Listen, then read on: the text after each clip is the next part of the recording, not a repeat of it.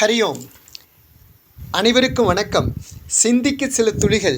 இன்று நம்ம வாழ்க்கையில் வெற்றிகளும் தோல்விகளும் இரவும் பகலும் போல் வந்து போய்கொண்டே இருக்கும்.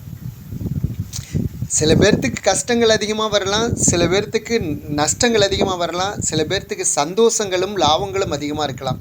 ஆனால் ரெண்டும் வந்து போகும், இதில் மாற்றமில்லை. அது ரெண்டும் வந்து போனால் தான் வாழ்க்கையினுடைய ருசி.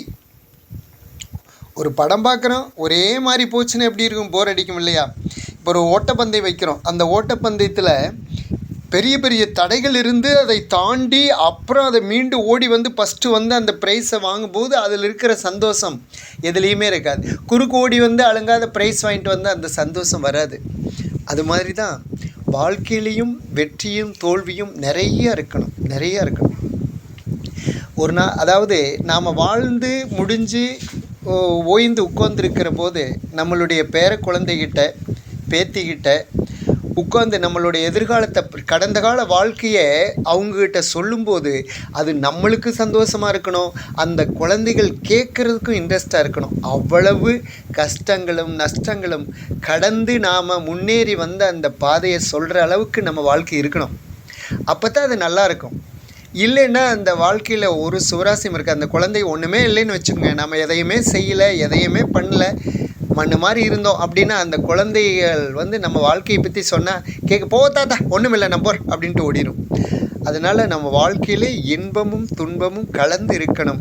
அதை கடுமையான முயற்சி பண்ணி வெற்றி அடையணும். அதுதான் நம்மளுடைய சாதனையாக இருக்கும். அதுதான் வாழ்க்கையினுடைய ரகசியமாகவும் இருக்கும். எனக்கு ஒரு ஓட்டப்பந்தயம் ஞாபகத்துக்கு வருது. எல்கேஜி குழந்தைக்கு சொல்கிற கதை. நம்மளாம் 1ஆம் வகுப்பில் கேட்டிருக்கிற இந்த கதையெல்லாம்.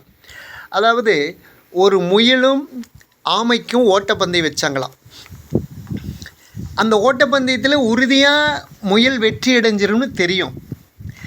ஆனாலும் அந்த முயலோடு ஆமை மோதிச்சு. எதுக்காக? வெற்றி அடையணும்னா மோதிச்சு அல்ல, அந்த ஓட்டப்பந்தயத்தின் மூலமாக தன்னுடைய திறமை. இப்போ உதாரணத்துக்கு முயல் வந்து 10 நிமிடம் 5 வினாடியில் குறிப்பிட்ட எல்லையை தொட்டது அப்படின்னா, நான் வந்து என்னுடைய வேகத்தில் போய் எத்தனை நிமிடத்தில் அல்லது எத்தனை மணித்துளிகளில் நான் போய் அந்த கோட்டை தொட்டேன் அப்படின்னு என்னை பற்றி மற்றவங்க தெரிஞ்சுக்கிறாங்களோ இல்லையோ, என்னை பற்றி நான் தெரிஞ்சுக்கணும், அதுக்காக இந்த போட்டியில் இறங்குறேன்னு சொல்லிச்சான். அது எவ்வளோ பெரிய விஷயம் இருக்குது பாருங்கள். ஆனால் முயலுடைய அசாக்கிரதியினால் அது மரத்தடியில் தூங்கிருச்சு, ஆமை போய் தொட்டு பரிசை வாங்கிருச்சு. இந்த கதை கேட்டிருப்போம். ஆனால் அந்த முயலுக்கு கேவலமாக போச்சு. ஐயோ, இப்படி போய் நாம் ஏமாந்துட்டோமே. அந்த போய் நடுவர்கிட்ட கெஞ்சிச்சான், இன்னொரு முறை போட்டி வைங்க, நான் நிச்சயமாக வெற்றி அடைஞ்சு காட்டணும், என்னை எல்லாம் கேவலமாக பார்த்து சிரிக்கிறாங்க, இன்னொரு முறை போட்டி வைக்கணும், எப்படி வச்சாலும் எடுத்துக்கிறேன், எப்படியாவது போட்டி வைங்க, நான் போட்டியில் வின் பண்ணுறேன், எப்படி வேணாலும் வைக்கலாமா, எப்படி வேணாலும் வைங்க, சரி. ஏன்னா நடுவர் வந்து நரி. சரி, போட்டி இனிமேல் வந்து தரையில் இல்லை, தண்ணி இல்லைன்னு தான். முயலோட நிலைமை என்னாகும்? தண்ணியில் மீண்டும் தண்ணியில் ஆமை தான் ஃபஸ்ட்டு. அதனால் நம்ம வாழ்க்கையில் தடைகளை தாண்டணும் அப்படின்னா கூட சில பேர்த்துடைய வார்த்தைகளில் கவனமாக இருக்கணும். அது ரொம்ப முக்கியம். நம்ம வாக்கு கொடுத்துட்டு அப்புறம் வந்து தடுமாறக்கூடாது. தசரதன் வந்து கைகைக்கு கொடுத்த வாக்கு மாதிரி. அதனால் நம்ம வாக்கு ரொம்ப முக்கியமாக கவனிக்க வேண்டியது. வார்த்தைகள் நாம் பேசுவது ரொம்ப கவனிக்க வேண்டியதாக இருக்கணும். நம்ம வெற்றி அடையணும், ஆனால் நேர்மையாக வெற்றி அடையணும், சந்தோஷமாக வெற்றி அடையணும். எதிர்காலத்தில் கடந்த காலத்துக்கு பின்னாடி நினச்சி பார்க்கும்போது அந்த வெற்றியை நினைக்க இனிக்கணும்.